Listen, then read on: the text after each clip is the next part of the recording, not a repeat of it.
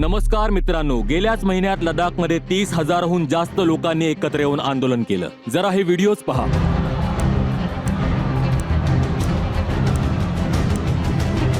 ऐकून वाटेल की ही संख्या फार काही मोठी नाहीये, परंतु इथे 30,000चा अर्थ आहे की पूर्ण युनियन टेरिटरीमधील 10% जनता सगळे इथे जमले होते आपल्या हक्कांसाठी आंदोलन करायला. 6 मार्चला चर्चा करूनही जेव्हा सरकारने जनतेचे म्हणणे ऐकले नाही, तेव्हा प्रसिद्ध एज्युकेटर, इनोव्हेटर आणि ऍक्टिव्हिस्ट सोनम वांगचुक यांनी निर्णय घेतला की ते एका आमरण उपोषणाला बसतील. एक उपोषण सुरू करण्यासाठी आमरण उपोषण, जोवर आपल्या लडाखचा हा आवाज ऐकला जात नाही, जोवर सरकार लडाखवर लक्ष देत नाही. 21 दिवसांचं उपोषण जे एक आमरण उपोषण बनू शकतं. विचार करून बघा की देशातील कोणत्याही राज्यातील 10% जनता जर रस्त्यावर उतरली तर ही किती मोठी बातमी होईल. पण ज्या पद्धतीने ही बातमी दाबली जात आहे सर्व न्यूज चॅनल मार्फत, हे पाहणं खूपच